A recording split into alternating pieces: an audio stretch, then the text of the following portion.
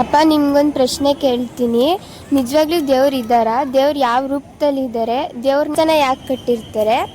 ದೇವಸ್ಥಾನ ನೋಡೋಕ್ಕೆ ನಾವ್ಯಾಕೆ ಗಂಟುಗಟ್ಟಲೆ ಕಾಯಬೇಕು? ಯಾವ ರೂಪದಲ್ಲಿ ದೇವ್ರು ಸಹಾಯ ಮಾಡ್ತಾರೆ? ನಿಜ ಕಂದ, ತುಂಬ ಒಳ್ಳೆ ಪ್ರಶ್ನೆನೇ ಕೇಳ್ತಾ ಇದೆಯಾ.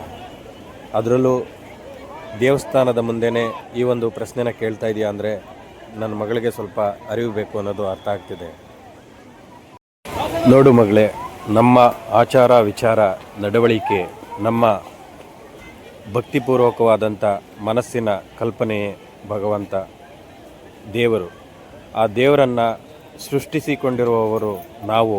ನಾಮ ಹಲವು, ರೂಪ ಹಲವು.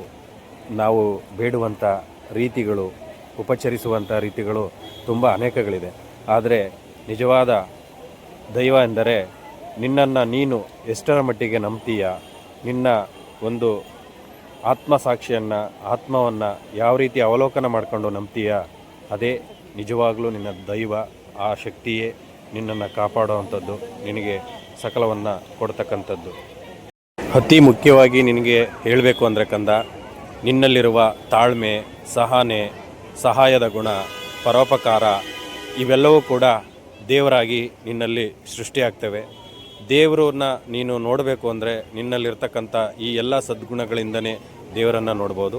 ಇನ್ನು ದೇವಸ್ಥಾನನ ಯಾಕೆ ನಾವು ದೇವಸ್ಥಾನದಲ್ಲಿ ಕಾಯಬೇಕು ಅಂತ ಹೇಳಿದೆ ಅಲ್ವಾ?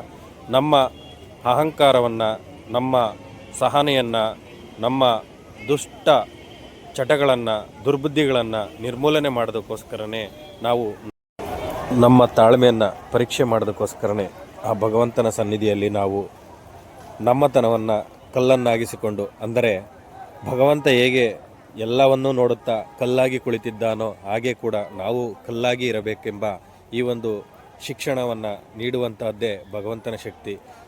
ಎಲ್ಲವನ್ನೂ ನೋಡಿದರೂ ಸಹ ನೋಡಿಲ್ಲದಂತೆ, ಏನನ್ನು ಮಾಡಿದ್ದರೂ ಮಾಡಿಲ್ಲದಂತೆ ಕಲ್ಲಾಗಿ ನೀನಿರು ಎಲ್ಲವೋ ಮನುಜ. ನಿನ್ನ ಈ ಒಂದು ವರ್ತನೆಯ ಇಂದಲೇ ನಿನ್ನ ಬದಲಾವಣೆ ಎಂದು ಭಗವಂತನ ಪ್ರೇರೇಪಿತ. ಹಾಗಾಗಿ ದೇವಸ್ಥಾನಗಳಲ್ಲಿ ತಾಳ್ಮೆಯಿಂದಿರುವುದು